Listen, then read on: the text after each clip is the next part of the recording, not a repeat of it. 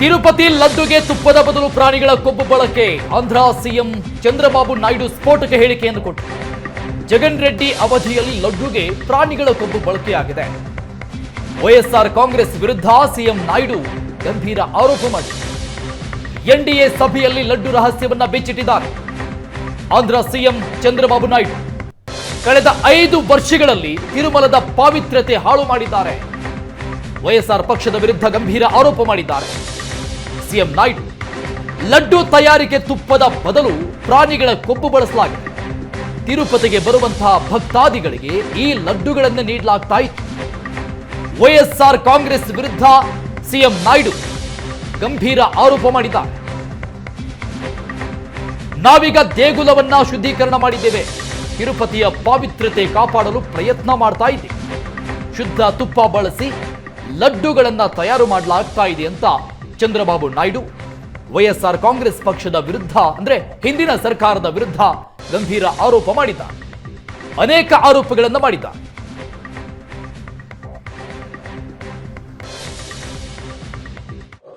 కడాన తిరుమల లడ్డు కూడా నాసి రకం.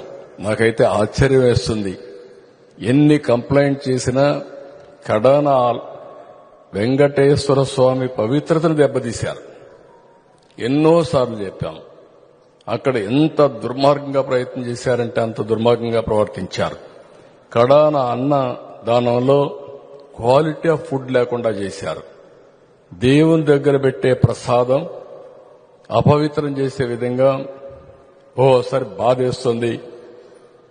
నాసి రకమైన ఇంగ్రీడియంట్సే కాకుండా ఎనిమల్ ఫ్యాట్ కూడా వాడారని. ఏది గీకు బదులు ఈరోజు స్వచ్ఛమైన గీ తెమన్నాం, ప్రక్షాళన చేయమన్నాం. నాణ్యత పెరిగింది, ఇంకా కూడా నాణ్యత పెంచుతాం. అల్టిమేట్ గా వెంకటేశ్వర స్వామి మన రాష్ట్రంలో ఉండడం మనందరి అదృష్టం. ప్రపంచం అంతా మన దగ్గరికి వచ్చే పరిస్థితికి వచ్చారు. అలాంటప్పుడు వెంకటేశ్వర స్వామి పవిత్రతను కాపాడుకోవాల్సిన బాధ్యత మనందరిపైన ఉంది. ఇది కూడా చేస్తామని చెప్పి కూడా నేను మీకు తెలియజేస్తాను.